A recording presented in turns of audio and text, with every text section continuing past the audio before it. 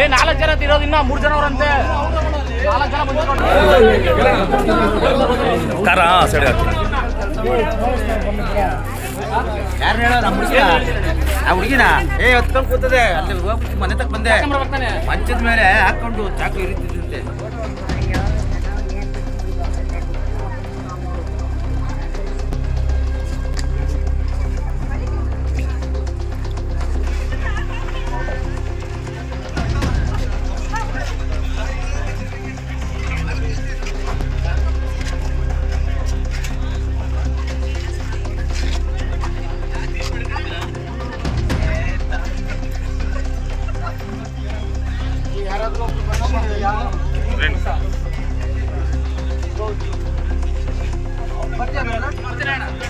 ನವೀನ ಹೋಗೋಣ.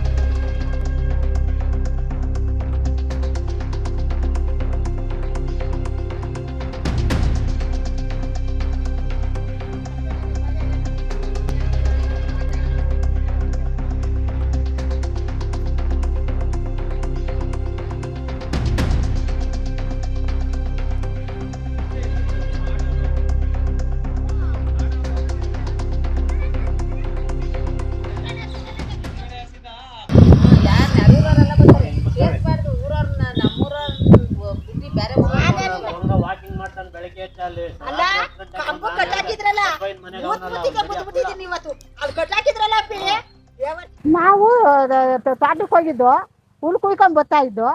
ಅವನು ಇಲ್ಲಿ ನಾಗಮ್ಮನ ದೇವಸ್ಥಾನ ಅಂತ ಐತೆ, ದೇವಸ್ಥಾನ ಕೂತಿದ್ದವನು. ನನ್ನ ಒಂದೇ ಸಮ ನೋಡ್ತಾ ಇದ್ದ. ನಾನಿದ್ದವಳು ರೇಗ್ದೆ, ಯಾಕಪ್ಪ ಹಿಂಗ್ ನೋಡ್ತಾ ಇದ್ದಿ, ನಿನ್ ಮಕ್ಕಳನ್ನ ಜೋಡಾಕ ಯಾಕೆ ಹಿಂಗ್ ನೋಡ್ತಾ ಇದ್ಯಾ ಅಂತ ಹೇಳ್ಬಿಟ್ಟು ನನ್ನ ಮುಂದೆ ಹುಲ್ಲೋತ್ಕೊಂಡ್ ಬಂದ್ಬಿಟ್ಟು. ಹುಲ್ಲೋತ್ಕೊಂಡ್ ಬಂದ್ಮೇಲೆ ಇವ್ರ ಅತ್ತಿ ಅಲ್ಲಿ ಗದ್ದೆ ಹತ್ರ ನಿಂತಿದ್ರು. ಅವರು ಯಾರೋ ಪಕ್ಕದವ್ರು ಹುಲ್ ಕುಯ್ತಾ ಇದ್ರು. ಅವ್ರ ಮನೆ ಹತ್ರ ಹೋದ್ಮೇಲೆ ಈ ಹುಡುಗಿ ಒಳಗ್ ಬರೋದ್ ನೋಡ್ಬಿಟ್ಟು ಅವನ ಕೆಲಸ ಮಾಡವನಪ್ಪ. ಏನ್ ಮಾಡವನಂತೆ? ಅದು ಏನೋ ರೇಪ್ ಮಾಡ್ತೀನಿ ಅಂತ ಹೋಗೋದ್ನಂತೆ. ಚಾಕ ಎಲ್ಲ ತೋರ್ಸೋದ್ನಂತೆ, ಬಟ್ಟೆ ಬಿಚ್ಚಾಕೊಂಡಂತೆ ಆ ಹುಡುಗಿನ. ಪಾಪ ಕಾಲಾಗಲ್ಲ ಕಣಪ್ಪ ಹುಡುಗಿಗೆ. ಒಂದೇ ಒಂದ್ ಮಗ ಅದೇ. ಅವ್ರ ಅತ್ತೆ ಇರ್ಲಿಲ್ಲ, ಅವ್ರ ಮೈದ ಇರ್ಲಿಲ್ಲ, ಅವ್ರ ಗಂಡನೂ ಇರ್ಲಿಲ್ಲ.